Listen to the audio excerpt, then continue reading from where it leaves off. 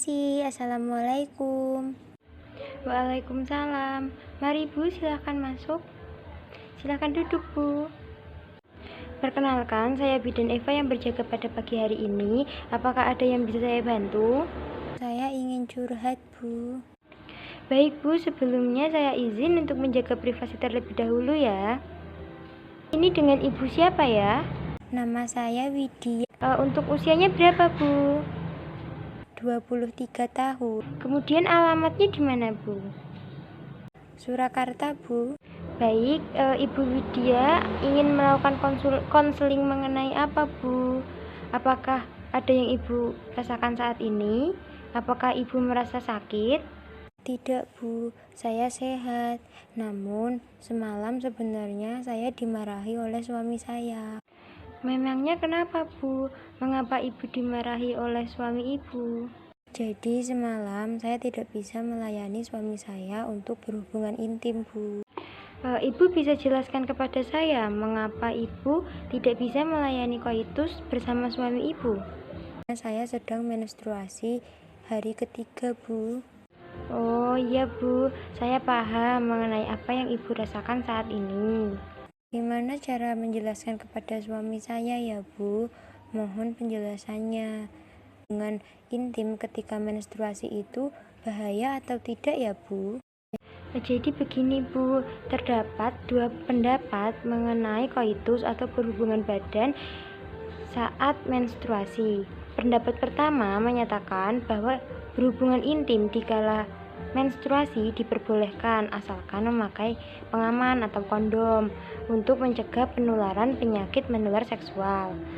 Dan beberapa manfaat dari berhubungan ketika menstruasi diantaranya yang pertama, meredakan kram, yang kedua, mempersingkat waktu haid, lalu yang ketiga, meredakan sakit kepala. Namun, ada pendapat lainnya yang menyatakan bahwa berhubungan intim dikala menstruasi itu umumnya tidak dianjurkan baik dari pihak medis maupun dari segi agama. Dari segi medis, hal itu disebabkan oleh beberapa hal.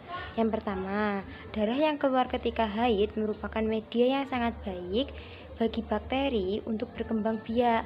Hal ini mengarah kepada mudahnya terjadi infeksi pada wanita yang sedang menstruasi apabila mereka melakukan hubungan intim. Infeksi inilah yang menyebabkan penyakit menular seksual yang dapat berujung kepada gangguan sistem reproduksi dan gangguan kesuburan pada wanita.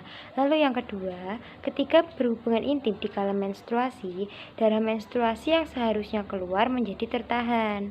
Hal tersebut dapat menyebabkan aliran balik darah haid dan bisa mencapai saluran tuba, hindung telur, bahkan peritoneum atau rongga perut, dan merupakan faktor resiko terjadinya endometriosis. Lalu yang ketiga, saat haid atau menstruasi, vagina akan menjadi lebih sensitif. Gesekan yang terjadi saat penetrasi akan mudah menimbulkan rasa nyeri dan perlukaan pada vagina. Perlukaan ini akan memudahkan kuman masuk dan menyebabkan infeksi. Jadi seperti itu ya, Bu. Lalu sekarang saya harus bagaimana ya, Bu?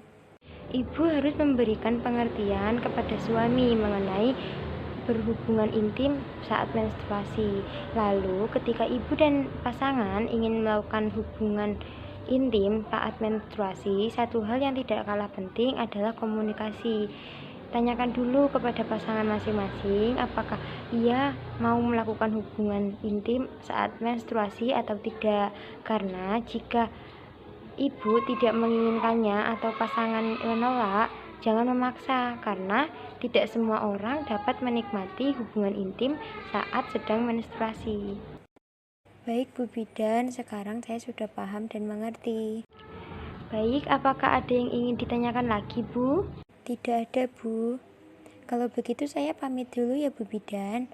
Terima kasih atas masukannya. Selamat sore.